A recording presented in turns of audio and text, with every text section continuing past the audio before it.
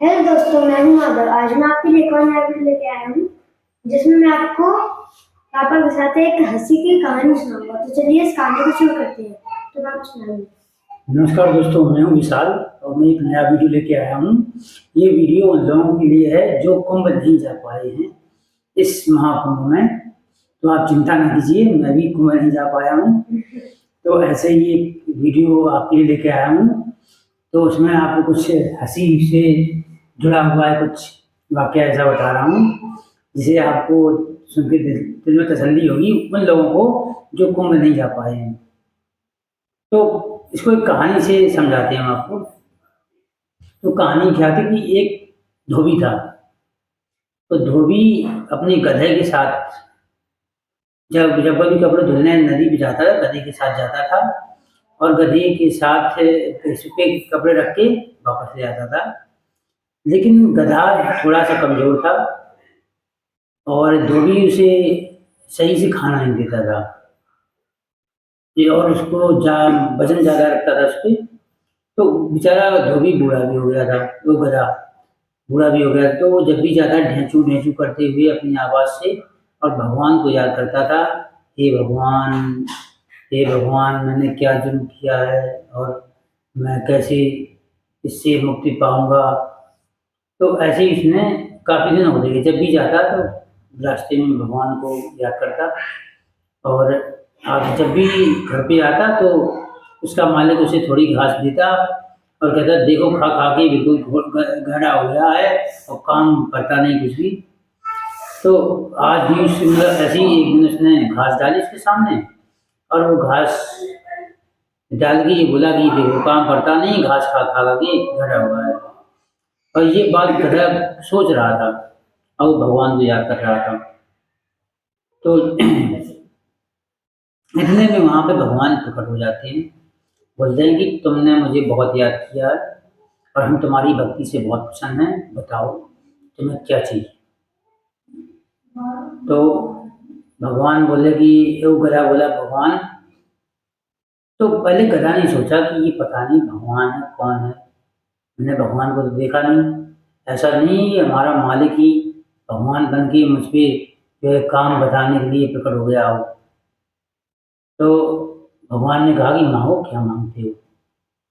तो गधा बोला कि देखो, मैं जानवर हूँ,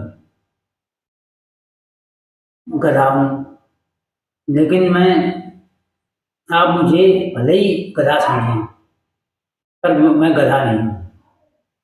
गधा आप हो सकते हैं, मैं गधा नहीं हूँ। तो भगवान ने ये बात सुन के बड़े हंसे, बोले बताओ मैं तुम्हें कैसे बताऊं कि अगर आप भगवान होते तो आपके पास जो है आपको पता होता कि मेरे सींग क्यों नहीं है, सबके सींग हैं। तो भगवान बोले कि हंसे और बोले कि तुम क्यों चिंता करते, तुम्हारे सींग मेरे पास हैं। उन्होंने हाथ निकाला और सींग प्रकट हो गए। तो गधे को यकीन हो गया कि ये भगवान ही है। बोले प्रभु, मैं बहुत दुखी हूँ और मैं ये सोचता हूँ कि मैं इतना काम करता हूँ फिर भी मेरा कुछ नहीं हो सकता। मैं बहुत बीमार हूँ, हमेशा आपको याद करता हूँ। तो भगवान बोले मांगो, क्या मांगते हो। तो बोले कि मैं आराम और सुख मांगना चाहता हूँ। तो आराम और सुख कहाँ पे मिलेगा। तो मैंने सुना है आराम और सुख स्वर्ग में होता है। तो गधा ने भगवान से कहा। तो भगवान बोले तुम क्या चाहते हो बताओ। तो गधा बोला मैं आपके साथ स्वर्ग चलना चाहता हूँ। तो भगवान ने ठीक है, तथास्तु, तुम मेरे साथ स्वर्ग चलो। गधा जो है भगवान के साथ स्वर्ग पहुंचा। तो स्वर्ग में उसे बहुत अच्छा लगा, इधर उधर उसने सब कुछ देखा, हरियाली वगैरह। तो गधा हरियाली देख के बहुत खुश हुआ, वहां उसने खूब जम के पेट भर के हरियाली खाई और फिर पूरे दिन मौज मस्ती करता रहता था, वहीं लेटा रहता था। पर धीरे धीरे जब समय बीता तो गधा वहां अकेला ही था। तो अब वो अपना समय काटने के लिए थोड़ा दूर निकल गया। तो थोड़ा दूर जाते जाते आगे एक दूसरे भगवान का वहाँ कोई पार्क बना हुआ था। तो वहाँ पार्क जाके वो घास खाने लगा था। तो वहाँ की जो द्वारपाल थे उन्होंने उसको रोका, देखो वहाँ के जो पहरेदार थे कि ये कैसे घुस गया, किसका गधा है, कहाँ यहाँ कैसे यहाँ आ गया, इसको बाहर निकालो। तो उसने कहा कि मुझे पता, गधा बोला मुझे पता नहीं था कि यहाँ क्या है, मैं गलती से चला आया हूँ। तो बोले ठीक है, अगर तुम्हारी पहली गलती है, मैं तुम्हें छोड़ता हूँ, जाओ, अब दोबारा यहाँ मत आना। और वो आके वापस आ गया। तो फिर वो आके अपने वो घास वगैरह खा के सो गया। तो भगवान ने सोचा इसको देखें, गधा इतने दिन से है, तो इससे मिलते हैं कैसा क्या चल रहा है इसका। तो भगवान जब दोबारा आते हैं, रास्ते में उसे गधा मिलता है। गधा पूछते हैं कि कैसा चल रहा है, कि वैसे तो साहब भगवान ठीक है, पर हम अकेले हैं, मैं चाहता हूँ कि मेरे कुछ दोस्त वगैरह भी यहाँ आ जाए। तो भगवान ने कहा तुम हमारे परम प्रिय भक्त हो, तो मैं तुम जो कहते हो तो मैं तुम्हारे दोस्तों को बुला देता हूँ। तो भगवान ने तथास्तु कहा और गधे के कुछ दोस्त सब में आ गए। अब गधा उनके साथ मौज मस्ती करने लगा, मौज मस्ती करते घास खाता खेलता। शाम को एक दिन जब पेट उनका भर गया तो आपस में बैठ के वो लोग संगीत गाने लगे। तो गधे अपनी आवाज़ में संगीत जब करने लगे, कई सारे गधे, तो पूरा स्वर्ग जो है संगीतमय हो गया। और ऐसी संगीत सुन के जो है देवता भी घबरा गए। और ये संगीत भगवान के कानों में पहुंचा तो भगवान ने आंखें खोली और वो गधों के पास आई। बोले कि ऐसा क्यों कर रहे हो, अपना ये संगीत बंद करो।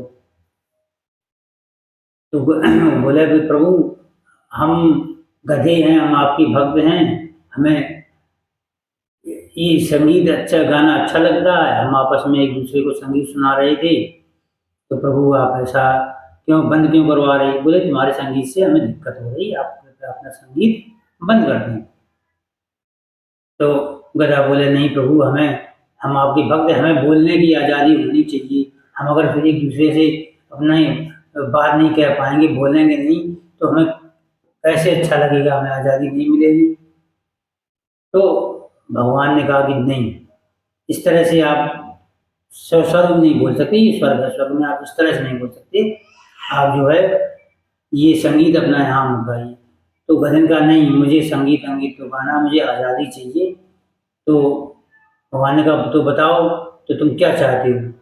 तो वो गधा बोला अगर स्वर्ग में हमें आज़ादी नहीं है तो हमें आप पृथ्वी में भेज दो। तो भगवान ने कहा ठीक है, तुम पृथ्वी जाना चाहते हो तो तथास्तु। तो सभी गधा पृथ्वी पहुँच गए। तो जैसे पृथ्वी पर पहुँचे तो उसके मालिक ने डंडा उठाया और गधे को लगाया, बोला इतनी देर से सो रहा, उठ क्यों नहीं रहा। तो एकदम उसकी गधे की आँख खुली, घबरा गया और जो धरती पर था। पर उसने ये सोचा कि चलो स्वर्ग में बोलने की आज़ादी नहीं है, तो यहाँ बोलने की आज़ादी, यहाँ स्वतंत्र हूँ, तो धरती पर हूँ, अच्छा है। तो अब इसका कुंभ से तात्पर्य ये है कि कई लोगों को ये लगता है कि कुंभ में नहाने के बाद वो सीधे मोक्ष की प्राप्ति हो जाएगी या स्वर्ग चले जाएंगे, तो ऐसा नहीं है। ये कहानी इसी का अर्थ बताती है कि जो स्वर्ग के पात्र हैं, जो अपने स्वर्ग के लायक हैं, वही स्वर्ग लोग पाएंगे।